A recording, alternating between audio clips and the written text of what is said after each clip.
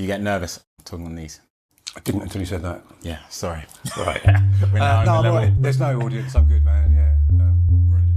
And feel free to just like rephrase whatever you want if you want to say something. Welcome to Why Different.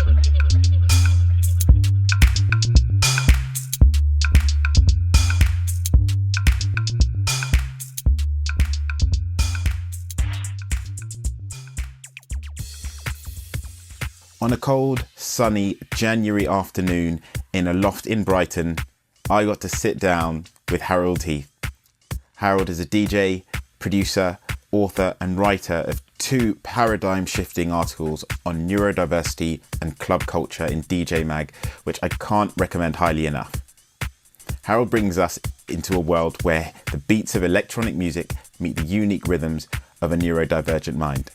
From spinning records to spinning tales, Harold's life has been deeply intertwined with music, only to discover later in life that his atypical perspective was actually shaped by autism and ADHD.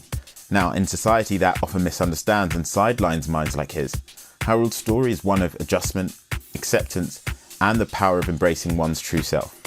In our discussion, we touch on themes of emotional regulation, societal acceptance, and the intersectionality of identity and creativity. I hope you enjoy it and learn as much as I did. If you're listening on Voices Radio, unfortunately you won't get the whole episode because we're limited to 1 hour. However, the link is now available on Spotify, so please listen there to catch the full episode. Harold, thank you for coming on the podcast. Pleasure to be here. Music writer, former DJ. Renaissance man, let's say. Right. I'll let you expand on that. Yeah. And I have a bunch of questions that I'd like to ask. But what I'm most excited to talk to you about is your creativity. Cool. Over my life, I've always had a creative outlet which has operated as a bridge to the neurotypical world, right? So when I was a little kid, I used to just draw pictures all the time. I wonder if I wasn't at school, I'd just be doing loads of art, and I was considered the slightly weird kid who did art. I was really good at art, right? Are we working all right? The mic's working okay? Do you need to check 1 2 1 2 1 2? Yeah. Then I got a bit older, I got into breakdancing, and I was really good at breakdancing. It was like a kind of creative thing. Same with kind of doing graffiti art. I was really into that as well. And I tended to be terribly into these things, like really full on, you know, 100% committed. And then I got into DJing, same kind of thing. Then I got into music production. So I've always had that one creative thing that for me, I realise now has been like my bridge to the neurotypical. It's my way of sort of saying, hello, here I am. This is me. This is what I've got. Right. Because maybe I can't reach them in other ways. And I only really realised that's what that was. Right. In the last couple of years, post-diagnosis. After you got diagnosed. Yeah. So you were diagnosed just recently? Yeah. Yeah. How many years ago and how old were you? So my autism diagnosis was this year, 51. Yeah, and my ADHD was the year before, so I would have been 50. Pretty late. Feels quite late. Yeah, I mean, you know, there's no point in... Obviously, there's nothing I can do about that. It would have been better had it been earlier. Yeah, you believe that? Yeah. Every year that I was undiagnosed was traumatic. Yeah. And I think those trauma piles up and grows, and do you know what I mean? And so every year, particularly the last 10 years, it was quite heavy going. Yeah. Not knowing what the fuck was wrong, you know what I mean? Yeah. We good to swear on the podcast? Yeah, absolutely. Bollocks. Okay, cool. Yeah. I'd like you to expand on that a bit, because it is common to hear phrases such as everyone's got this or that. And the risk is, of course, that it invalidates or minimises the experience of somebody going through something very life-defining. Yeah, I think people think ADHD is, they lose their keys a lot, for example. They think that's, I fucking wish that's what it was. You know what I mean? Yeah. Or it's, hey, look, there's a squirrel. We're in mid-conversation, but I've been distracted. And, you know, it's no one's fault that that's the popular image of what ADHD is. But it's not funny, and I don't care about being occasionally distracted or whatever. You know, it's the emotional stuff that is a lot less funny to deal with, right? I don't know where you're at with that, but certainly rejection, sensitive, blah, blah, all that business. Do you know what I mean? It's just no 100%. Fun. It's the most unfunny thing in the world. And rejection, sensitive dysphoria. Yeah.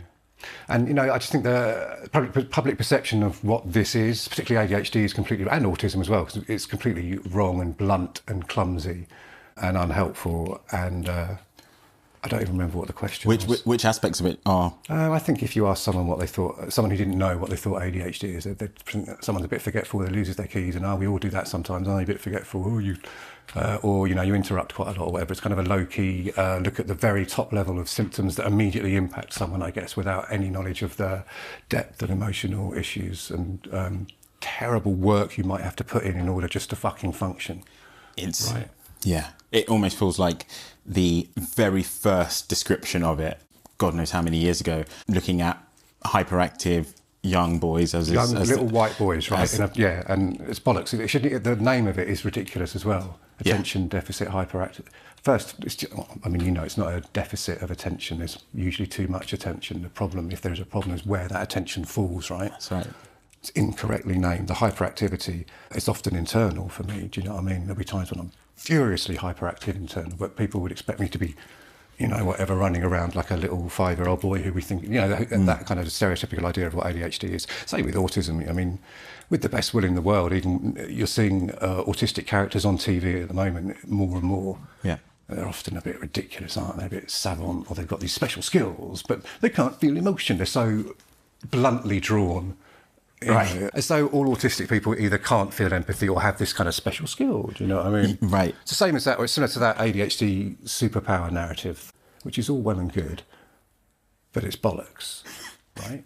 I don't know what you think about that. I don't feel superpowered.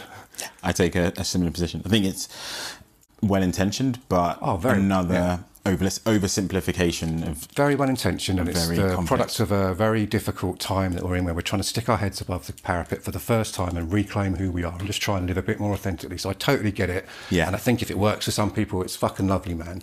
But if hyperfocus is a superpower, it's an extraordinarily difficult, expensive and capricious superpower, right? Yeah. I have no fucking control over it, and sometimes it is not very pleasant, right? And depending on where it falls...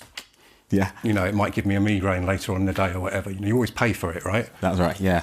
Like if Spider-Man, when he shot his web, it didn't necessarily come out in a fine stream. It might just blow back in his face. Or it might do a really good job of just apprehending everyone in view, or, something like that. Exactly. Yeah, it's a double-edged sword, and it's not very all... So. Yeah. And I don't think it's very helpful. I mean, not every neurodivergent person possesses a superpower. What about them? Do you know what I mean? If they're just getting along being a person and they don't have a superpower, where does that narrative leave them? Absolutely. So and also, do we have to have superpowers for you to accept us? Or can you just fuck off and... Do you know what I mean? Yeah. I definitely... It's an interesting perspective, and I think it tells me a bit more about you, because from your book... My book, Harold Heath, Long Relationships, Incredible Journey from Unknown DJ to Small-Time DJ, available now. Available now, all good bookstores. Yeah, all that kind of Only the best. Yeah. And we'll come on to that, and we'll discuss that in detail. But one of the reviews that I found really interesting, and this is a quote by DJ Collindale. Excellent, well-written book which looks at the scene from a perspective we don't usually get, filled with great stories and anecdotes, had me hooked from the beginning to the end. The bit that I found really interesting was from a perspective we don't usually get. Tell us what your book is about. I wrote it at the time when there were a few DJ books coming out, but they tended to be written by really successful DJs who played at the top level and paid really good fees and, had amazing experiences. And I'm interested in all levels of DJing, but I didn't think that was the experience of many DJs. It's only the top guys who really had that experience. I thought my story was really relatable and valid. Yeah, my story is very much of a kind of low to mid-range DJ who didn't get that material success. But in writing that book, I found out that the success can be measured in very different ways, and I was very happy with my career where it was. It gave me a lot. It really defined my life, and I took a lot of joy, love, happiness, and many more things from it and back to my day-to-day life. So although I didn't get to play, a residency in Ibiza and achieve that kind of success, the book kind of made me realise just how successful I was. A life spent doing what you love is pretty successful, right? Of course. I've made the book sound quite dry. It's full of good jokes as well. I was going to ask about how you describe yourself. Low level. Yeah. You use that term often. I guess, because you've got to put yourself somewhere. In the context of that book, it is about, where you fall in the hierarchy of DJs and what that then gives to you as a DJ. What doors it opens and what doors still remain shut, I guess. Yeah. Do you think that it perhaps undersells your actual value to a couple of people have said that to me. culture? It depends how you look at it, because I did have quite limited success. I had quite a few records that did okay. Yeah. It depends how you look at it. Do you know what I mean? How do you look at it? when you I think describe when it? I wrote it, it was prior to my diagnosis. And funnily enough, I looked through that book and I can see there are bits where it is screaming, dude, you are autistic. Dude, you have got, do you know what I mean? It's literally there. There are passages where I describe what I feel like in the party, being slightly disconnected, but happy to be a part of it. There's a part where I discuss how I feel a lot of my lack of success was due to the fact I wasn't particularly sociable after parties. I didn't quite fit in with the kind of Hellraiser DJ. I'd like to go and read books and play chess or whatever. Do you know what I mean? Right. So what's the question? Do you believe that you're sort of low level, as you describe? Well, yeah, I mean, at the time, yeah, it was pre-diagnosis, and I think I would probably have been more self-depreciating than I would be now. I think now I'm a bit more able, post-diagnosis and a year and a half of therapy and medication, a little bit more able to own my own successes. We were speaking before we started recording about the inability of a lot of neurodivergent people to accept their successes, to own their own successes, to accept compliments.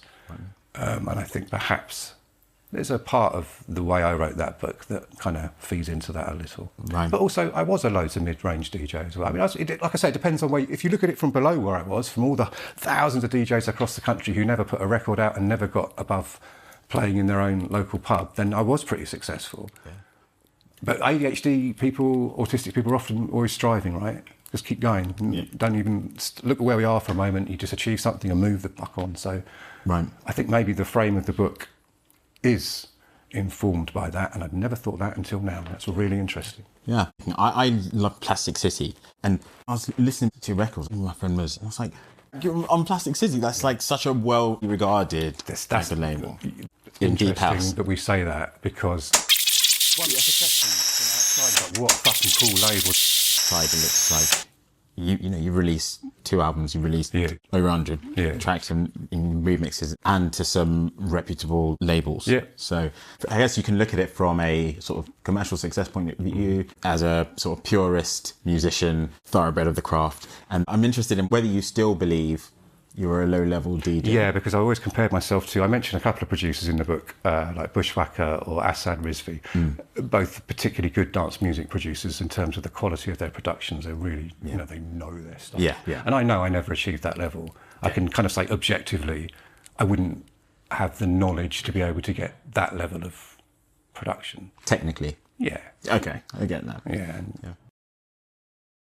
I think I'm similar in, I love deep house, but my base is definitely in like hip hop. And from studying a lot of the producers and how they describe working with different artists, some artists you think are amazing and they tear them apart.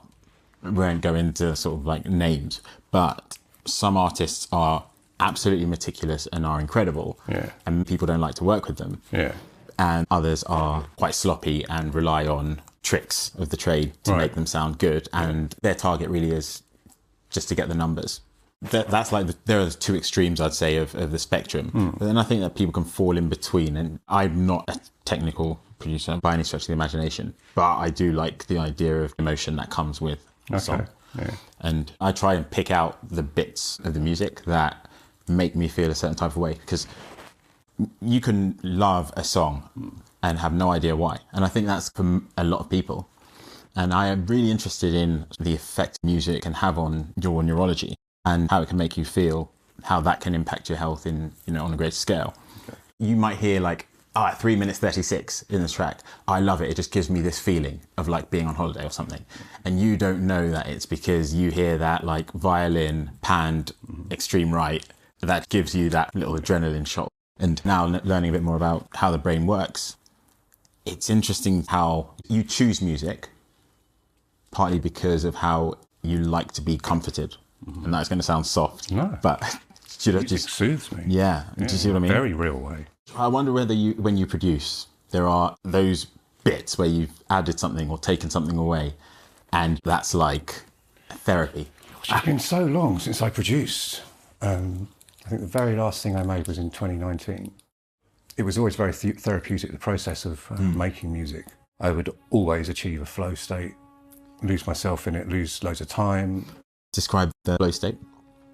Kind of forget where I was, or be very in the present moment of creating something, and as I'm doing it, semi-consciously connecting other ideas in my head and then having them happen as I'm interacting with the machines. I don't sound too pretentious, but yeah, kind of not really being quite aware of where you are, or having really almost unconscious driven creative behaviour. Yeah, it's not a state of enjoyment. It's phenomenally satisfying. Enjoyment isn't quite what it is. But I was drawn to it every day and would sit myself down there and lock myself in there until I somehow achieved that thing without really knowing what, because again, all my production was before my diagnosis. I didn't really know what it was that I was chasing. I just knew that I didn't feel good when I wasn't doing something like that. It's the same feeling I got from doing graffiti art or drawing or whatever. Do you know what I mean? It's the same thing, but just in different forms. So yeah, what's the question again? I was asking about the flow state. So the flow state, just getting into that. It's just a beautiful, special, wonderful thing. Where are you going? I'm going to turn the heating on just in Right, case yeah, it's going to be cold. It's a wonderful, special, magical thing. That's what they talk about with hyperfocus. And when you can make it happen, it is a wonderful thing. The flow state. Yeah. Yeah, because it is like a hyperfocus, isn't it? But not just it a is, hyperfocus. But I wonder sometimes if there's other elements involved as well. Like I think you can get into that kind of dopamine feedback where the work you're doing is so satisfied. Oh, I fucking love this, and do some more. I think that is definitely a part of it. But I think there are sometimes occasions in my creative process where I am driven to complete something or to work at it at a level of intricacy and detail that other people might consider unnecessary, that I almost find unpleasant. And it can be a bit much, and I might be really needing a piss and my back is aching, but I'm going to fucking finish it. And I guess that's a high level of attention that produces really good work, but that isn't always pleasant. Yeah. It can be quite unpleasant. Yeah. Yeah. But you still find yourself... Is that monotropism? Fixed. That's right, exactly. Monotropism. So there's two things there, right? There's the fun ADHD thing, and then there's the autistic, almost obsessive, compulsive, not OCD, but almost a compulsive drive to finish a task at a high level of detail that often leads to brilliant work, but sometimes can be a little unpleasant or uncomfortable. Yeah, coming at a cost. And yeah, monotropism is when an individual focuses on a task or interest with great diligence and high level of detail. Yeah. And often that can happen when you're supposed to be doing something else. This is the thing I was saying. Who knows if it's hyperfocus or if it isn't. Some mornings I get up and I take my medication, I'm on Ritalin. And if I'm not careful, if I focus on the wrong thing, I've just lost 2 hours making a really good playlist. Do you know what I mean? For something completely unrelated. But I just went down this wormhole and realised there was these connections between these producers and this label. And I have to suddenly draw all that information together. And then I do this brilliant piece of kind of audio curation for no fucking reason. I was like, damn. Yeah. It's that excess of focus that went somewhere it shouldn't have gone, right? You know what I mean? Trevor Noah said essentially people say ADHD that you have an inability to pay attention. It's not that you have an inability to pay attention, it's that you don't get to choose what to pay attention to. Yeah, well, you have to really be careful about it. Yeah. Yeah, learn to really manage that reality. Bring yourself back. Yeah, and that's one of the bigger things that people suffer with, I think.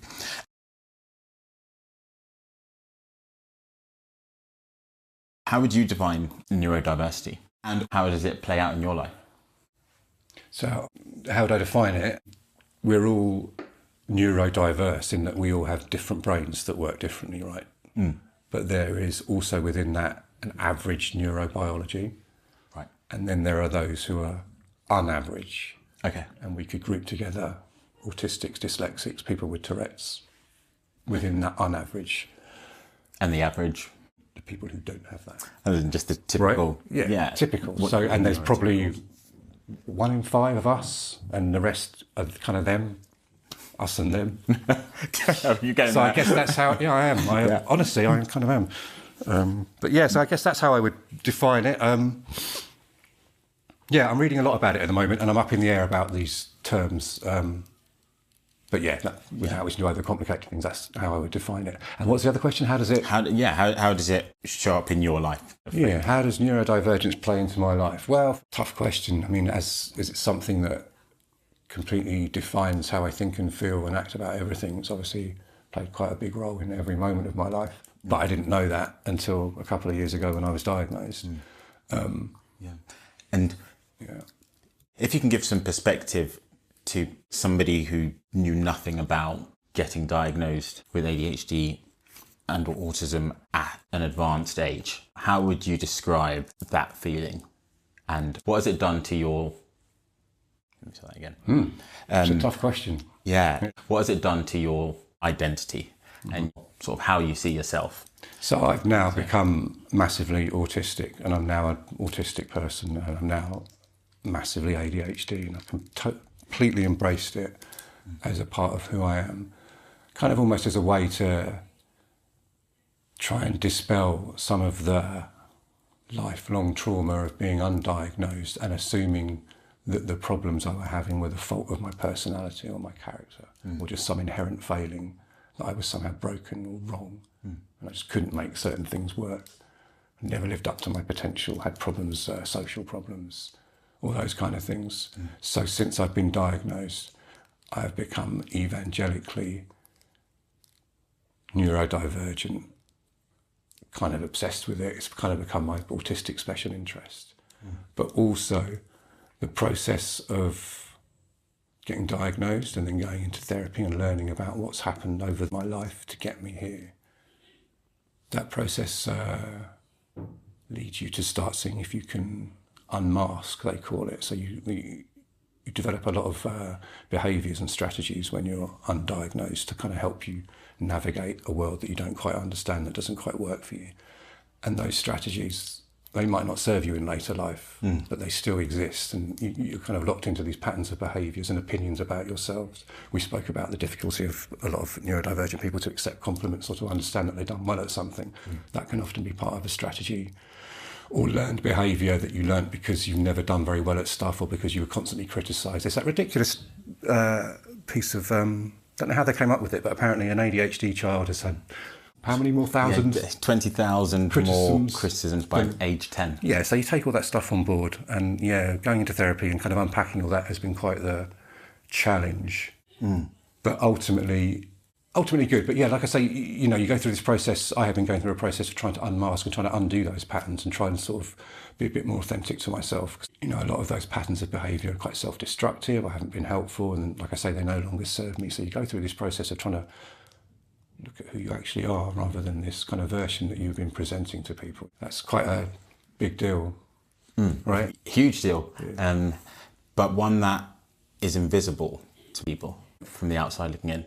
Can you give an example of, if you're comfortable to answer, of course, of masking that was most prevalent or you now in retrospect think was most problematic? I think most of them are problematic in some way. So for my entire life, if I was in a conversation with someone and they asked a question, two things happen, right? First thing, if you ask me a question, my autistic brain comes up with a fucking thorough answer, right? It will draw on all my information and it will possibly make some connections between ideas that I've never made it before, and it will start assembling this superb fucking answer. But a neurotypical person might not have meant that question. It might have been a rhetorical question or just passing the time. And so for my entire life, I've had to decode whether that's what's happening. Do they actually want this brilliant fucking thorough answer that will give them all the information they want? Or is it just a rhetorical? So I've always got to do that work, right? That work to work out, to decode what they want. And meanwhile, I've got a massive itch in my brain because they've made all these connections happen. And what am I supposed to do with this, right? And I'm quite fucked off about that now, and I'm not fucking doing that anymore. So if someone asks me a fucking question, I'm going to answer it how I fucking want. And if they don't like it, and if they start rolling their eyes or getting bored because it's really long, perhaps they should ask me the question they fucking want to be answered. And that, my friend, is where I'm at the moment with this. And I get that sounds a bit stroppy and aggressive, but like I say, I've been going through my entire life wasting my precious brain resources, which are already strained, at just trying to hold it down to function in a neurotypical world. Wasting my time trying to work out, do you mean that? Is that a rhetorical question? Do you know what I mean? Right. But doing that unmasking has been quite difficult because obviously I think it comes across as being quite obtuse or deliberately difficult, or a bit odd or a bit deliberately long-winded, or trying to take things literally. Yes. So I end up just begging people for clear communication. Do you know what I mean? Can you just be clear? Say what you mean. That's all I would ever ask. But I realise now that that's very difficult. So the process of unmasking in that area has been helpful, but very difficult. It's very difficult for the people around me because this guy has been, a lot easier to get on with in the past in some ways, But I kind of feel like do you want me or do you want the person I'm pretending to be? If you don't want me, if you want the person you fell in love with, they're not really, do you know what I mean? They're not real, and they might not be around no more, which is difficult, I think. That can be one of the... I've been in therapy since I was diagnosed, and my therapist warned me almost a couple of months in that people will expect you to do the emotional labour to help them through, whereas, you know, you can guarantee I'm the least able person to do that ever, but especially when I'm in this particularly traumatic period of adjusting to my diagnosis. But yet my neurotypical friends, some of them have very much expected me to do that work, to hold their hands and to take them through it and to guide them, and have had some odd opinions about that on the way. Do you know what I mean? So that has been surprisingly challenging. Having said that, other people have been unreservedly, wonderfully welcoming and not giving a fuck and just been happy with who I am. So you find your people. It's such a cliche, but yeah, you know, you do. Even you describing that, I've used a lot of energy.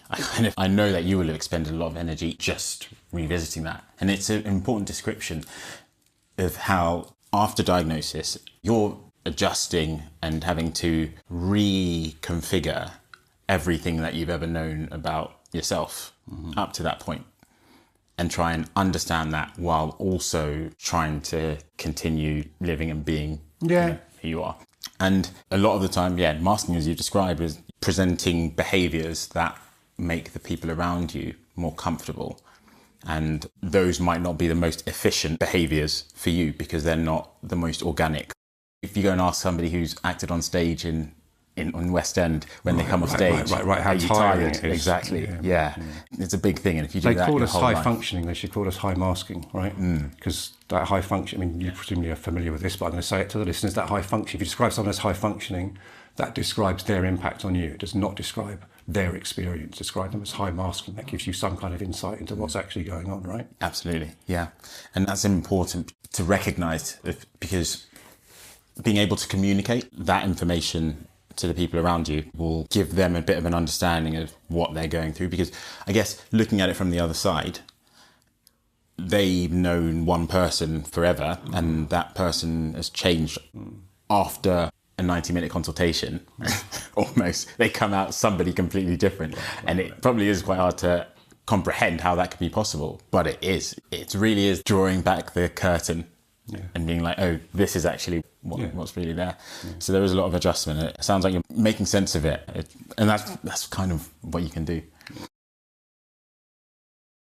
You published 2 really insightful articles in DJ Mag, where you're a music writer. Is that different from a journalist? I've got no formal qualification as a journalist. I think there are journalists who spend 3 years doing a degree, maybe a postgrad as well. I didn't really feel like I could call myself that. I respect that. Just a guy who writes, so yeah. Well, writes very well. See, your 2 articles came out, the first one 14th of September 22, the next one on the 13th of September 23. Was that intentional? Not at all. No. But it does tie in with my diagnosis. I hope I haven't just introduced something that's going to really pee you off forever, that it wasn't on the 14th. But the first, exploring the relationship between neurodiversity and dance music.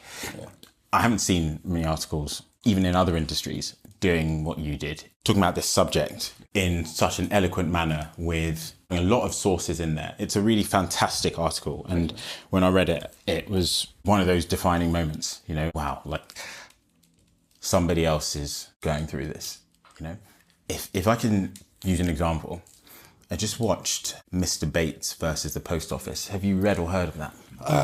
No, but I'm aware of what's going on vaguely. Yeah. So for anyone who doesn't know, it's about the massive scandal that took place in the UK in the last few decades, whereby lots of people working at the post office who essentially had sort of franchises were accused of stealing money from the post office. But the problem was actually software that the post office had spent a lot of money on, which was faulty. And there was a massive cover-up. And lots of people ended up losing loads of money, going to prison, 4 committed suicide, I believe. So a massive problem. And the link I'm drawing is, at the start, lots of the people involved were told by the post office when they were complaining about the machine that they're the only one. No one else has complained of this, which was a lie. And you see when the first few people learn that somebody else has gone through it, the relief that washes over them. Yeah. Of course, this situation's not the same thing at I all. get I'm what not you're trying to saying, miss though. that. But, you know, when I read that article, it was that similar feeling. So when I watched the documentary this weekend, I could really empathise What's the with what word they for were that? feeling. The word for when you realise you're not alone and there are people who've had exactly the same experience as you. What is the word for that? I bet the Germans have got a brilliant compound noun for that or whatever, right? I don't know what the exact word for that is. Yeah. But I know there's one called sonder, which is, and it's a neologism, a new word, which says that it's the feeling that you get when you realise that even the stranger walking past you is going through their own experiences that are just as significant Swedish, to them as yours. Dutch, Danish? Somewhere in that region, yeah. When I read your article, I felt that kind of being seen, because I was quite early on. So I wanted to ask you, first of all, what was your inspiration to write that article? And also, what was the process like for you? So the inspiration was my own diagnosis, and then, like I think I've mentioned, I became quite evangelical about the subject, really fascinated by what it meant to be ADHD and then to be autistic, and what that meant in terms of how I experienced sound and nightclubs, and how I experienced music, but also how I experienced the collecting and curating and understanding music, and how I think about music in terms of DJing. I mentioned before about pattern connection. It's not the same for all neurodivergent people, but one thing that I am particularly great at is coming up with connections and connecting things in my head kind of quickly in the middle of the creative process. I do it when I'm writing. My best ideas come not from thinking them up, but from the actual act of writing. And it's the same with DJing. When I'm in the mix, my brain can kind of draw a few dots, make some connections in my head. Oh, you're playing this, they like that. You know those 3 tunes from 7 years ago, that, do you know what I mean? It can make those connections really quickly, and I think that's a really neurodivergent thing, like a kind of strength that I've managed to pinpoint and acknowledge. Third time in the interview, what was the question? What your inspiration for writing it, and what the process was actually like. The inspiration for writing it was my own experiences and my continuing kind of knowledge, and the process of writing that article. Yeah, I mean, I just looked for people. I advertised on Twitter. When it was before Twitter went to shit, you could still do some decent journalism work on there. You could actually put a call out and get some decent people. And the thing I found once I started talking to people was everyone's neurodivergent experience is different, but it's also everyone's experience is the same. And we all had certain things that we had in common. These are people in the industry. The people that I spoke to in for the piece, yeah. So our experience of the nightclub environment, particularly our experience of loud music and lights and that kind of disorientating experience, most of us found that very calming as opposed to the kind of exciting. Lots of us had substance issues. Lots of us had loads of experiences in common, and that was the most touching thing about writing that, because once I'd gone through it and it got published, I just had like 2 weeks of people sending me these beautiful messages saying, oh my God, I recognise myself, I didn't know, oh my God, I'm going to get diagnosed. I'm getting goosebumps just telling you, proper moments of people getting in touch with me, telling me they're in floods of tears, finally they understand what's going on, do you know what I mean? So that's that word, feeling that connection, goosebumps, man. Yeah, and to know that you can do that for someone. And to know because you know what it meant for you. Yeah, and it was beautiful for me to write it all down. It's a really lovely process. I loved being able to express my love for dance music culture in terms that I finally understood. I loved being able to see how I had been so drawn to DJing, how I loved it and why I was so good at it and why it worked for me. How it's a perfect role for an autistic ADHD person. You get to be a part of a party that you might have a trouble fitting in with otherwise, but you get to get some of that. Well, those neurotypicals, man, they get transcendence and joy just like that. It's really easy for them, do you know what I mean? It's going to be harder for us, but you get to get some of that by being a DJ, but you get to be in your own space as well. And it's not the same for all of us, but as an autistic person, I do like to be in my own space. And the clearly defined roles of a DJ, I know what I have to do. Like I said, that kind of ability to hold lots of information in my head and then draw on it and use it to make a perfect selection for that moment. All that stuff, you know, it's just a perfect match, isn't it? Yeah. I've got a theory about that, if you want to hear my theory. Yeah. There's an idea, this is what my next book's going to be about. If you look at DJing the role, it looks as though it's a perfect role for neurodivergent people because of all those reasons I just said. Lots of autistic people are brilliant at curation and collecting and joining the dots, making connections between music that make for a really good DJ.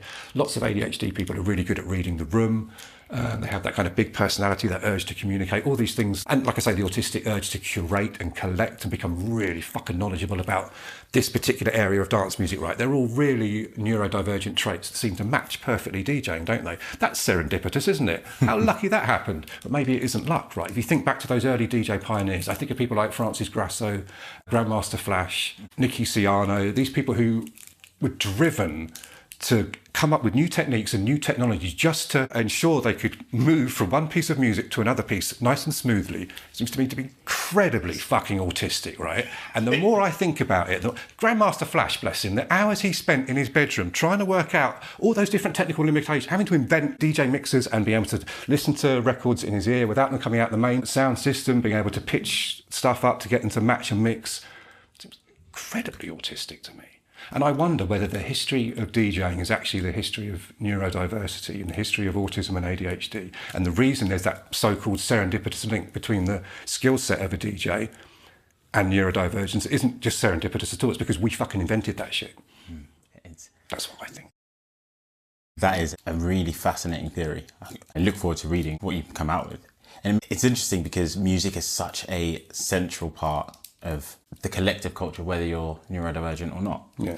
I don't know that Grandmaster Flash is autistic, by the way. That's just a guess. He may well not be. He may well be, might find that really offensive. I don't know. It just struck me that so many of those early pioneers, the things that they were trying to achieve and the way that they did it, I particularly love the fact that for so many early DJs, they just wanted to make things smooth and neat and tidy and work really intricately and really fastidiously. And take, I guess, non-linear thinking patterns. Right. Try and put them into a tidy format that they envisage. Yeah. I was listening to Busta Rhymes recently, and he was talking about genius, like you're mad, essentially. You're a bit of a joke. Until it works. Exactly, and then when it worked, you're a genius. Grandmaster Flash, he was laughed off the stage the first time he did his thing, literally, you know what I mean? And you have to power through it. And that's like really unfortunate, isn't it? Because I think for a lot of people, you then don't get to enjoy the outcome when you've had to struggle so hard, because it then takes on partly a different meaning, maybe having to prove. And I think that actually does hark back to what you were describing earlier about being young, having a lot of criticism, that affecting your self-esteem and making increased sensitivity, defensiveness, anticipating that you're going to be criticised. The trauma response. Yeah. Simple as that. We're just trauma-fucking-tised. Inside I'm a little boy walking around traumatised. But the other side of that is that it drives you to work incredibly hard because you'll never be good enough and no one will ever love you and you'll never be worth anything. So you try and produce something beautiful to show people, so I am worth something. And then you go, yeah, it's fucking shit, I know, sorry. And then do you know what I mean? So there's two sides to it. Yeah. They're not very funny though, either of them, really. I'm laughing, but I think that is true. I think that part of the drive to produce beautiful things or to do really good work is related to that, isn't it? To wanting to be worthy, want to be loved. It's not even funny. It's very true. In the last episode, we discussed exactly that. And I know it sounds soft, I guess, in a way, but in your first article, you used a quote that sums this up a little bit. Dr. Lloyd called neurodiversity the new frontier in terms of equality and inclusion. Absolutely. 100%. Honestly, it's the new revolution. It's the new equality struggle, and it ties in with all the other equality struggles. 100%. I think there's a bit of beauty in it because a lot of the other equality struggles affect people who can be very easily grouped. Right. And therefore targeted in a way. But with neurodiversity, because it actually is such a spread of people, and because you can find these people in different classes and cultures. Right. That's where it being the new frontier gives you hope that it can actually have a wider impact than on just neurodivergent people. Yeah. My belief is that every struggle for equality in some way supports the other struggles for equality as much as we can, generalise about those kind of things, right? Yeah.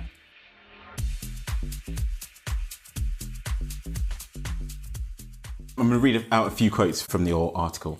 Cool. Okay, and I want you to comment on them. All right. First one. When I first discovered club culture, I found somewhere that welcomed me, an awkward music nerd, unreservedly. My obsessive nature found a focus in music and DJing, and that obsessiveness was suddenly a bonus, not something weird. Yeah.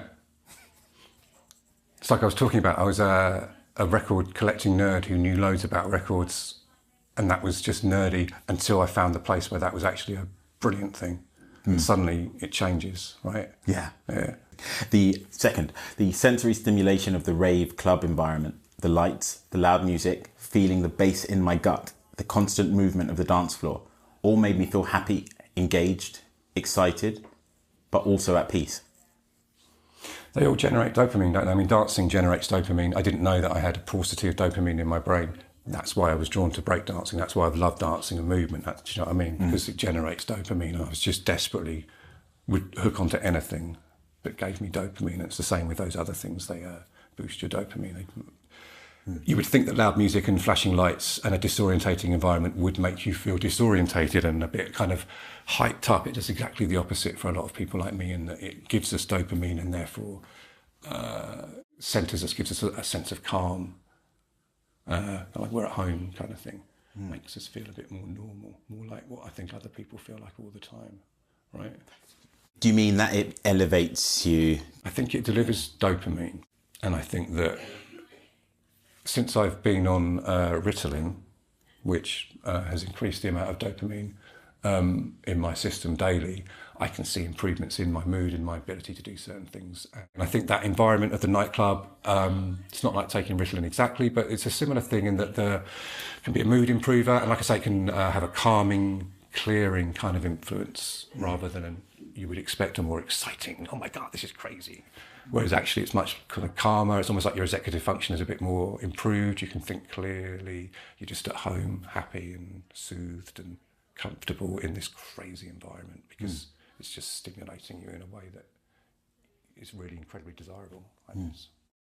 It's quite difficult to get your head around that concept. It's paradoxical, isn't it? Really? Yeah. And also you add into the fact that I'm autistic, and occasionally I hate that shit, and it's really it's too much, and I get overstimulated, and it becomes painful, or it starts to hurt my.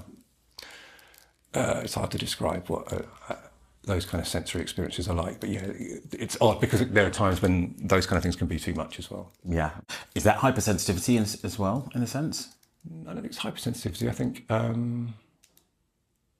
Overstimulation. Overstimulation is too much, and that can build up over several days and be built of all sorts of things, not just obvious things like lights and smells and sound. It can build up emotionally over a period of time as well, I think, and with stress. And it might be that being in a particularly active environment might be the last straw. When you talk about movement and dance, that's an important concept, I think, because one of the problems with ADHD is forgetting the basic necessities of life, as in to eat, to exercise, etc. And that's part of the executive dysfunction.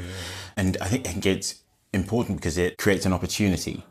So if dance and music are what you enjoy doing, they are typically thought of kind of leisure activities, and you shouldn't be going out to, you've got work or whatever, don't go out to a club or to wherever. But actually, it may be therapeutic. Extraordinarily therapeutic, really important in building communities, in helping consolidate friendships, make new connections. A lot of people, not everyone, I mean, people do just go to clubs to be hedonistic, but a lot of people, they get more from that experience. Because particularly in dance music, a lot of clubs are really welcoming, they're really tolerant, they're really egalitarian, and a lot of people bring that kind of stuff back home to their real lives as well, 100%. Looking back, I understand now that doing activities that are very stimulating, that are recreational, make me better as a scientist and Right. Yeah. But they don't fit in with the normative idea of being productive and healthy and normal, right? Yeah. Those three things. Yeah. If you're productive and healthy and normal, you don't stay up all weekend dancing to music that sounds like a car alarm because you'll be too tired for work on Monday, But then if you can't sleep because you're understimulated during the day, and then...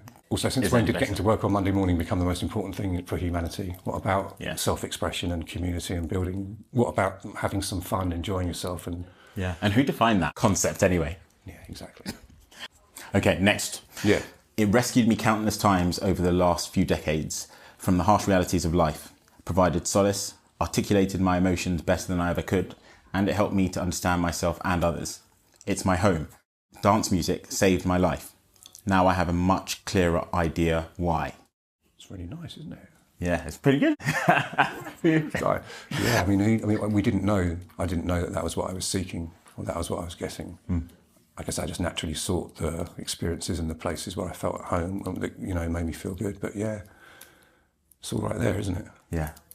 There is something very nice about having that opportunity to sort of look at something written down or like recorded that you've done it in your creative sense before you knew, because it almost is validation that this is what I was thinking before. And now I have language to put to it. Yeah, it's a strange experience to read my book, because I wrote it just before, not exactly a breakdown, but before I reached quite a low ebb. And then led to me being diagnosed. Maybe it was an extraordinarily long breakdown.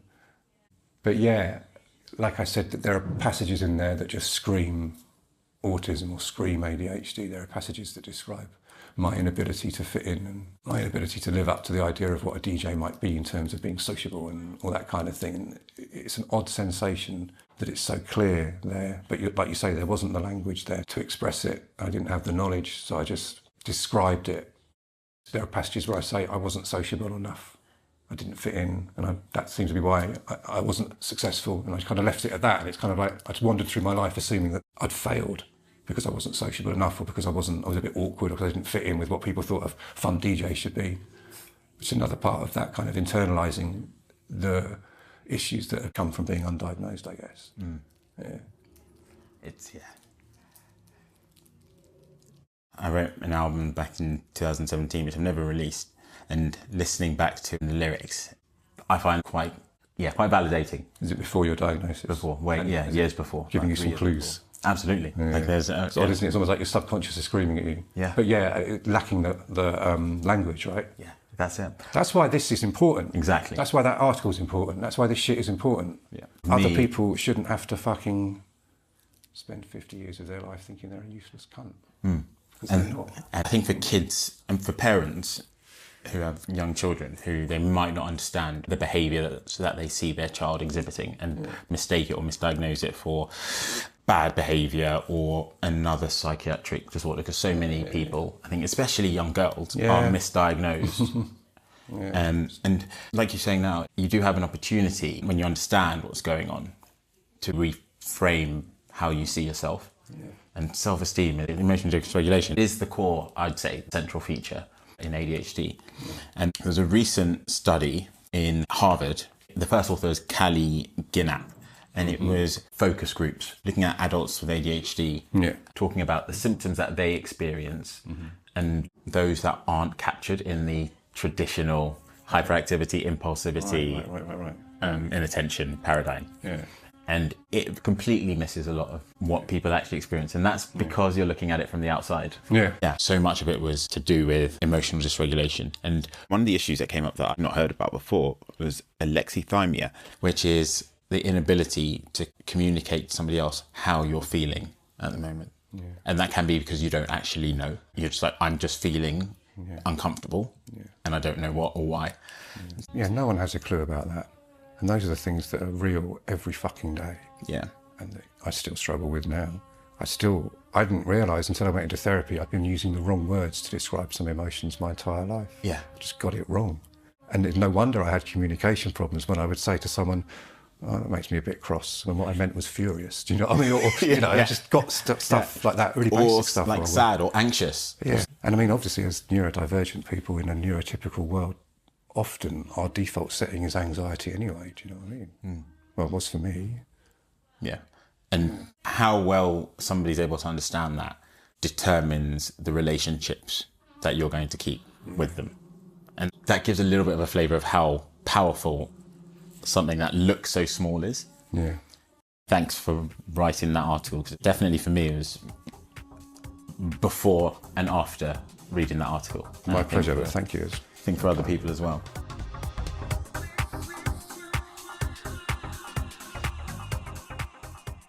The final part of the show, which is my favourite part, your 3 pivotal tracks. Okay. And this is where you're going to tell us about 3 songs or tracks that are of personal significance to you, and it can be for whatever reason. I'm going to play them. Right, we're going to talk about music. Cool. Yeah. So, what's your first track? I can't remember. Okay.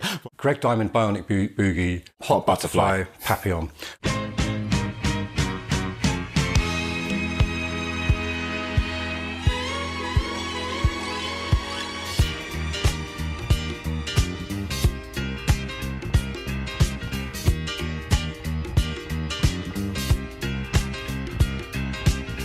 It might be called Papillon brackets Hot Butterfly. I'm not sure which.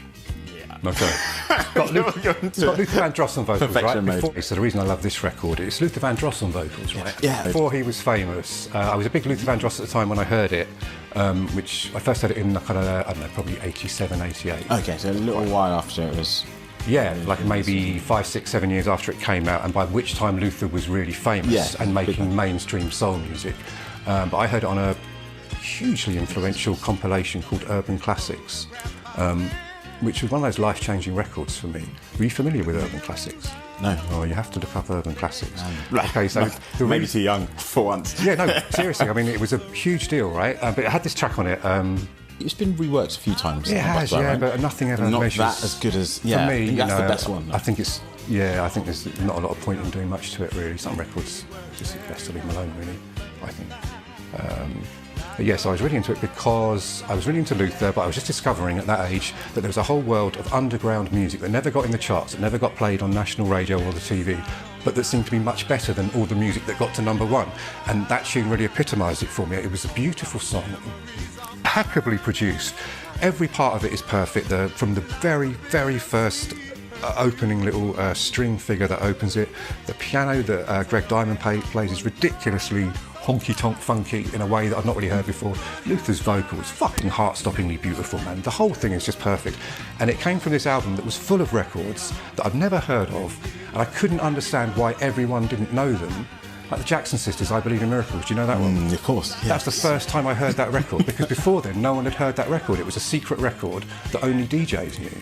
That's nuts. So yeah, I come from a time where before Jackson Sisters existed, no one knew what that was. And then I heard it for the first time on that album, along with the Greg Diamond track. And so that track's important to me because it made me realise, at probably the age of 16, that there was a whole world of better music underground, and that this whole getting in the charts or whatever, or stuff that you knew, or that heard on the radio that anyone could get, wasn't as good as the underground stuff that existed on compilation albums like that.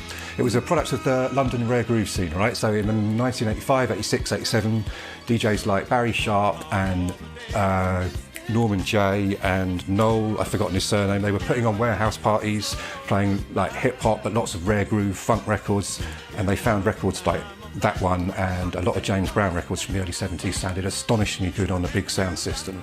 Right.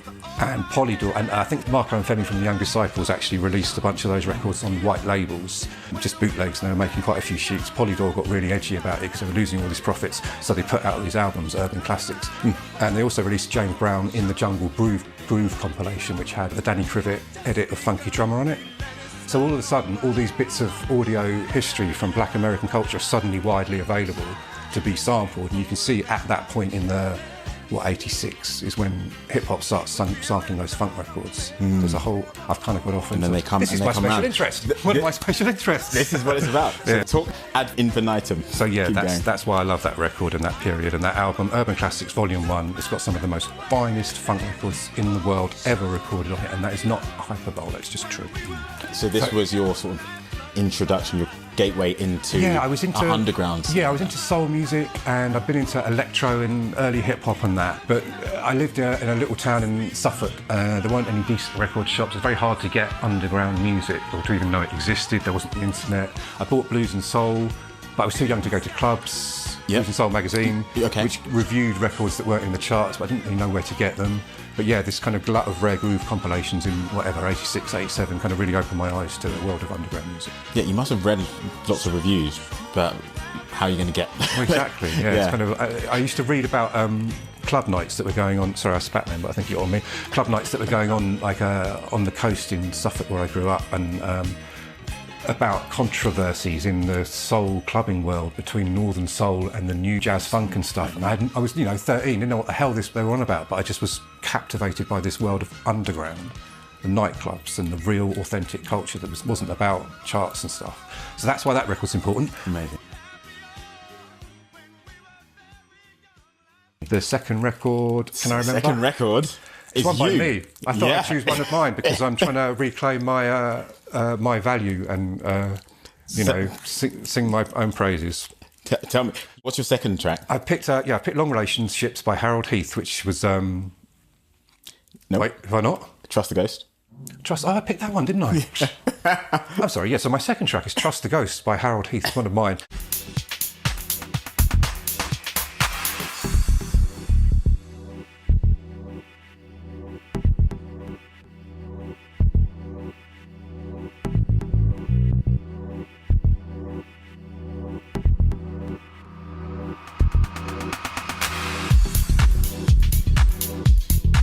And I picked that because I was listening to it the other day. I was putting it on an Instagram reel, and it just struck me that I really like it. It's really nice. I've made a lot of records. I don't like all of them. Some of them I don't even remember making them. Some of them I kind of think, is that really me? Sometimes I check out a tune that I made, you know, I'm on Beatport or whatever, and I listen to it, and I literally have no recollection of making it. I'm quite surprised that I made the bongos so loud in there, and I'm like, that's not very good. But that one I love.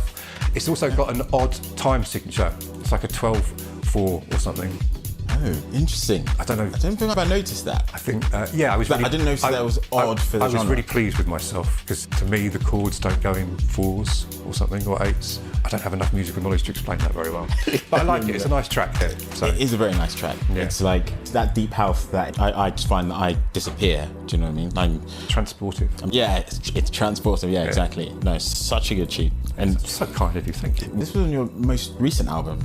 So this is quite a recent track, yeah. So it would have been, I guess, 2016, 17, 18, something like that, maybe. It was 13, 14, maybe. Can't remember. I make so many. Yeah, you make so many, and only some of them are good. That's the interesting thing. Some of them are really good, but some of them are just mediocre, and you know, that's the way it goes, I guess. Mm.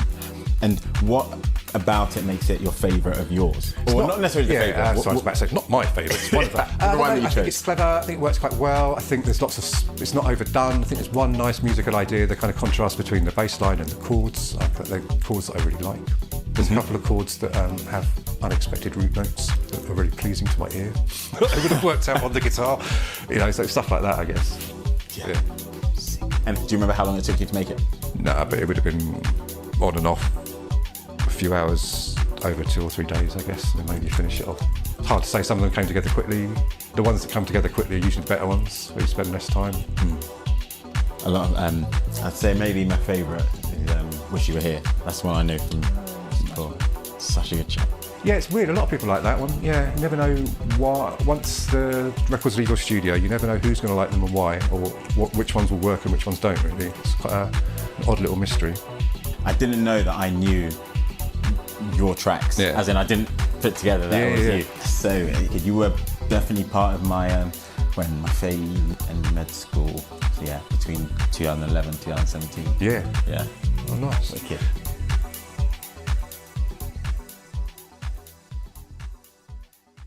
Final track. So the final track is a track from last year. It's by Little Dragon and it's called Sadness.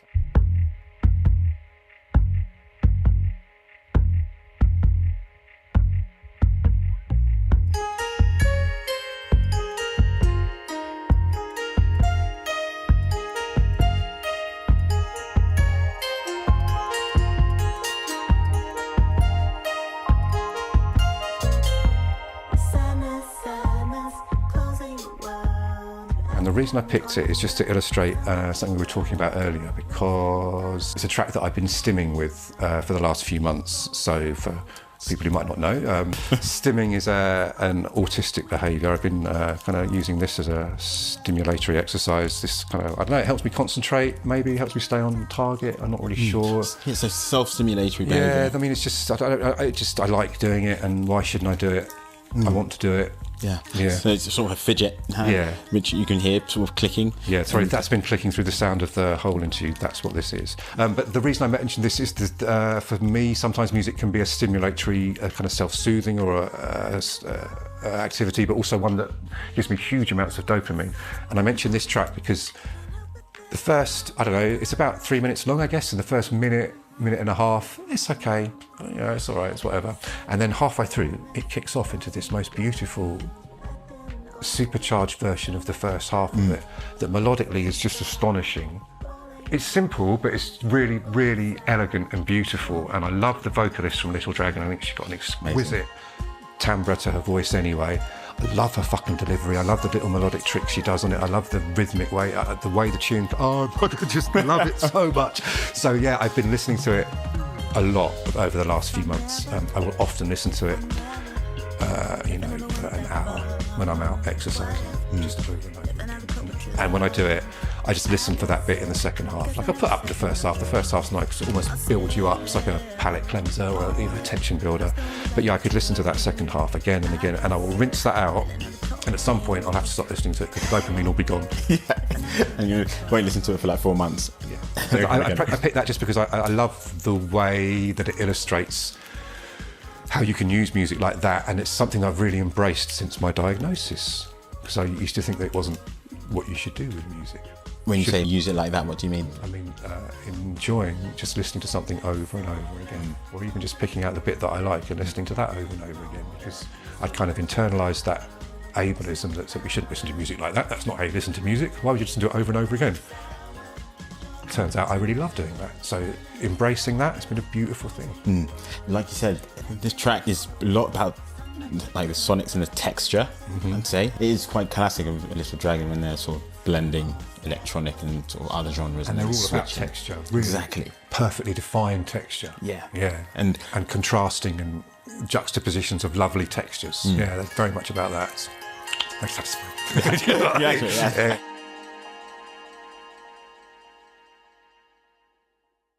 Takes you back to your first article when you're talking about feeling the bass, the feeling of it, as in the tacit feeling of it in your gut. You enjoy a lot of those sort of sensory elements that aren't actually to do with the sound. Yeah, I didn't realise this, but through therapy I've realised I get a bit of synesthesia sometimes. I think that's involved. Synesthesia, yeah. I don't know how to say it. How do you say it? Synesthesia. Synesthesia. Synesthesia, that's when you're afraid of synthesizers, right? Oh. I just made that up. It was a joke. How do you say it? How do you say it? Synesthesia. I was speaking about that in therapy the other day. Yeah, kind of getting kind of confused sensory impressions, of, particularly in high emotional situations. But yeah, I do get that a little bit with music sometimes. I get a sense, like I've got there, like a tastiness to it kind of thing, or I might get a sense of weight to it, or of glittering or shimmeriness as well. It's not just an audio experience. Yeah. Synesthesia is when you have, say, crossing of your sensory pathways. So, and it's like Pharrell describes seeing sounds. So he sees colours when he hears certain tones. But yours is more textures. It's really hard to describe. Yeah, there's a sense of texture, maybe touch. Like I say, sometimes it's a sense of weight or a sense of air or a sense of size, right? Really hard to describe. And it's something that I would never have been able to vocalise or describe to someone until I was diagnosed, because I didn't even know that it was happening. And only since I've been diagnosed and realised, oh, that's a thing that might be applicable to me, and then I think about these experiences and, oh my God, that's exactly what it is. Yeah. Stimming. Again. Stimming or experiencing things in multi-sensory, slightly confused, but quite ways that make sense to me. And I think that informs my writing a little bit as well. If I experience a piece of music as a glittering stream, as well as a kind of sonic experience, or if it has a sense of seriousness or ponderousness to it that isn't specifically in the music, but that somehow that's triggered something in me that can really help me write about the music, I guess. Yeah. And it makes sense when you describe just listening to it over and over again, because if you're getting that sensory synesthetic kind of feeling and it's giving you pleasure, that in literal terms is like 500 micrograms of dopamine. Bang. Yeah. Gives you pleasure. Yeah. Of course, you're going to listen to it again if you're understimulated. Why would you not? God, you know? Yeah. Stimming is something that I found really helpful to understand as a concept. Yeah. Because you described before substances associated with club culture that would help you to reach that level of stimulation. Yeah, all the uppers, the cocaine and the amphetamine particularly, yeah. And studies in children, they looked at sugar consumption and binge in ADHD kids versus non-ADHD kids, and it was massive in the ADHD kids. Well, interestingly, since I've been on Ritalin, I binge eat less. Don't need to. Yeah. But I remember that stimulatory effect of it, particularly the same with crunchy foods as well. There's a sensory pleasure, not so much in the tastes, but just in the actual ness of it. Right? Yeah. And tonic water. Oh, right. Cold, fizzy. The popping at the back of your throat is kind of uncomfortable. It's on the edge, right? Yeah, exactly. Yeah. It's weird because it's like that wakes me up somehow. A somewhat bizarre concept, but it's useful to know. And it's time that we unbizarred it, right? Yeah. Because it's actually, I mean, you use that word bizarre because it is, in the context of the world, considered bizarre. From the outside, yeah. There's fucking nothing wrong with taking a bit of pleasure from tonic water or tasting music, right? They just, And now I don't feel anxious or like understimulated, or things that you would see from the outside as being negative behaviours. You can embrace the sensation of the tonic water. You know, we all can. what was life. I remember when I used to have a dating app profile, it was like tonic water, and that was always the thing that people would be like, what the hell? That's my thing. Yeah, no one would get it. So then in the years afterwards, when Fever Tree started coming out with like flavours for everything, like, see? Funnily enough, talking about dating apps, I'm on a autistic dating app. I'm married, happily married, so I'm not on there looking for love. You can specify if you're just looking for friendship or kind of connection. Right. Because since I've been diagnosed, I've been seeking neurodivergent company. But it's really a lovely little app. It's called Hickey, I think, Hiki, and it's got like a feed, and you can kind of personalise the feed to your special interests. And it's got this section where you can put your own profile up there, but then it's got a match section. Where you could, in theory, match with other autistic people. But I think they probably never had to update it, because I reckon every single autistic person on there goes, oh, you seem interesting. I don't know what to do. And just close it. Because that's what I do to every single one. I'm like, oh, well, never mind. We have another life. Do you know what I mean? But yeah, who knows? Yeah. How has it been? Your partner is? My wife. Your wife. Yeah. So I should probably ask her, but from your perspective, how has it been for her? Really fucking difficult. So difficult, bless her. Really difficult. It's been traumatic for me to go into therapy, and that's obviously had a knock-on effect at home. It's been difficult for her to understand what's going on, and to understand and deal with me unmasking and trying to express myself in a more authentic way. It's been hugely challenging, man, all over the shop. Yeah. But we were learning together, you know, and she's still with me, bless her. So it sounds like she's an amazing support, and I'm sure needs support as well. It's hard for the partner. I mean, you know, I could sit here and tell you how traumatic it's been for me the last year and a half, 2 years, and it's been fucking awful. But obviously I've had a partner with me the whole time. We've lived together in a little flat, and she's seen it all. She's had to witness my, you know, the lowest of lows, and, you know, the anger and the coming to terms with all this crazy shit. And then it's very hard for the partners as well. Very hard. At the end of it, they get a slightly new person who's different from who they married. And they might even feel a bit tricked. And I wouldn't really blame them for feeling that, because there has been a different version of me in that marriage. Luckily, yeah, like I say, luckily, God bless her, my beautiful wife is still with me. Fingers crossed, go home, she'll still be there. Yeah. When you say a new person, yeah, I mean, how much do you think is different, and which elements do you think it's not remain? A new person, but... It's not, it is and it isn't. You're still the same person, but there are differences. There's differences in how you express yourself and how you communicate. Yeah. You're the same and different. You know, I think if I was completely different, she wouldn't have stuck around. So I'm still the same person, but things are different. Yeah. Exactly. Interactions. I guess it happens to a certain degree in everyone as your life changes, and you know, every time something kind of happens to you, or you experience something, especially when it's traumatic, loss of a relationship, a loved one, or something like that, you have to shift and remold to fit the new life that you've got that was different yesterday, kind of thing. But of course here, it's different in a sense, because you haven't lost somebody in terms of, oh, I can't speak to that person again. They're still there. Yeah. But they've learned about something fundamental to who you are, right? Which is a big change. And that leads me on to the next question, which is about you mentioning you wanting a community and company with neurodivergence, and the value that that can have in teaching you techniques or helping you to understand what you're experiencing. Yeah, I mean, for me, it's much less practical. I think it's just a realisation that neurodivergent company can be a really wonderful, easy thing. It's not always going to be like that. You can't assume that every neurodivergent person's going to be cool, because they're not. Yeah. Have you met someone that was like... Well, I joined an ADHD group in Brighton, you know, looking to connect with people who are going through the same experience. And you often meet people and chat to them, and it's really lovely. And you've got this thing in common, and you have so much shared experience. But you might also meet someone who's really, really dull, really awful, and might be really, you know, neurodivergent and not know it, and just have a really boring special interest, and you just, you know, you're totally with them and you appreciate it. And, you know, we're in this community together, but also just don't want to do. Do you know what I mean? So there's no guarantee that just because someone's neurodivergent, you're going to get on with them. But I have found that one friend that I have who is autistic and has ADHD, I just find I can talk to them in a way. It just gets rid of a whole load of stuff. You can just get straight in. You don't have to do any ridiculous small talk or waste any time. Yep.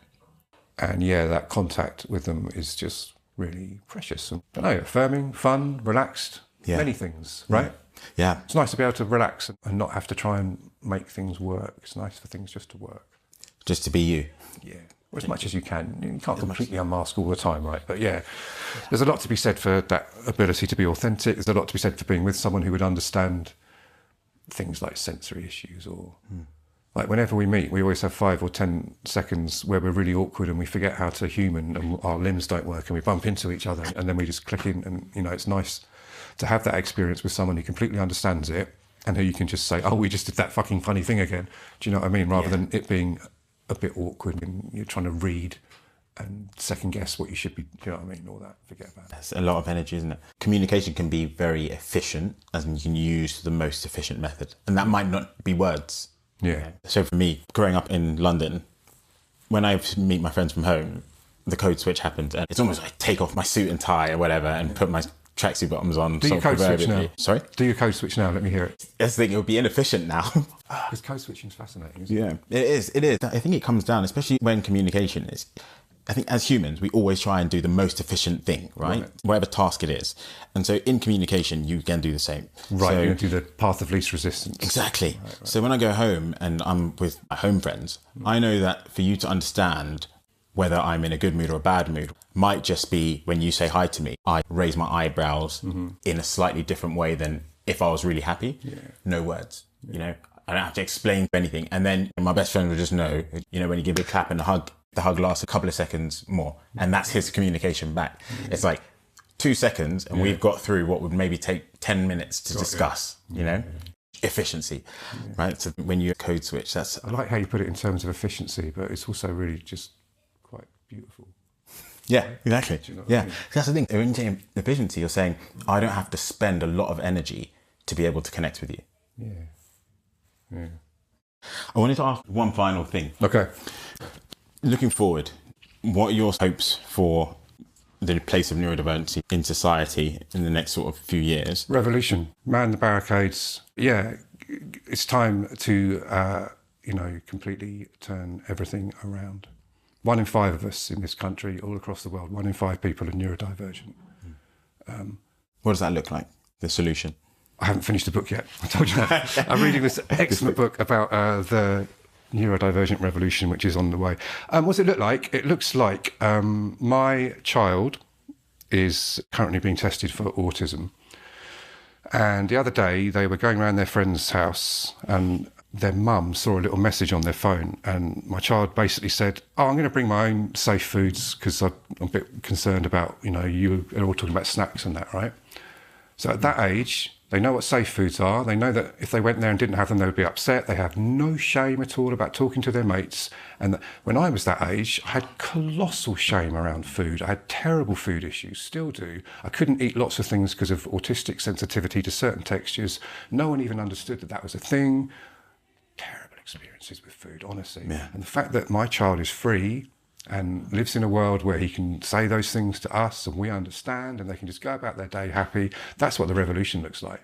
You obviously sort of initiated a lot of that through writing these articles. Yeah, that's been a beautiful thing in our family because we started talking about it a lot and that brought my child's neurodivergence into a much clearer focus. Do you have any advice for other areas of society or other industries where there clearly will be a lot of neurodivergent people but don't have the freedom or the support to sort of have in place those accommodations? Well, change is coming. So, I mean, at some point, everyone's going to have to accommodate us. And they can do it today or tomorrow, but change is coming. We're not going away. Every day, people like us get more and more knowledge. And every day, more and more of these 1 in 5 people are getting more information. And it's an unsustainable situation to expect us to have this knowledge and information and for there not to be any change with the numbers that are involved. And with the level of tragedy that's involved, I'm sure you have some sense of how many people are in prison who have got ADHD. So this is unsustainable. And every time someone like us has this conversation and a little bit more knowledge is spread between us, we step further to, some kind of more inclusivity. Yeah. And is there any advice that you would have for anyone who thinks that they may be an undiagnosed neurodivergent? At a very, very basic level, you would probably want to choose to vote for the political party who would maybe fund the NHS more. Whoever you think that would be. My sense is that wouldn't be the Tory government. And on a sort of personal, individual level? For me, I found exercise helps a bit, music helps a bit, community helps, simple things that, that help everyone. This is the thing, right? Equality is good for everyone, because if you and I are having an equal chance to be sociable and to be productive and live up to our talents, that benefits everyone else in our lives. Like if I'm happy, my wife's going to be a bit happier, so is my child. You know what I mean? Equality, same with feminism. Feminism is good for everyone, and equality is good for everyone, and neurodivergent equality is going to be good for everyone, and it's coming regardless. So get on board. It's been amazing to have this chat with you. Lovely. It's been a really nice chat. I've really enjoyed it. Me too. Yeah. So you're working on a couple of books? I'm working on 3 books at the moment. Yep. 3? Not a couple, even more than that. And how can people find out more about you? They can follow me on Instagram, I would say. I'm just Harold Heath on Instagram. There's not many Harold Heaths.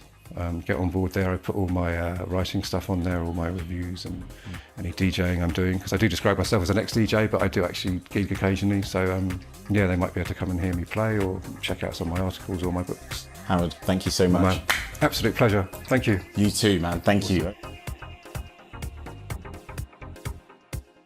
I'd like to take this opportunity to shed a light on Free Spirit Crazy Diamond.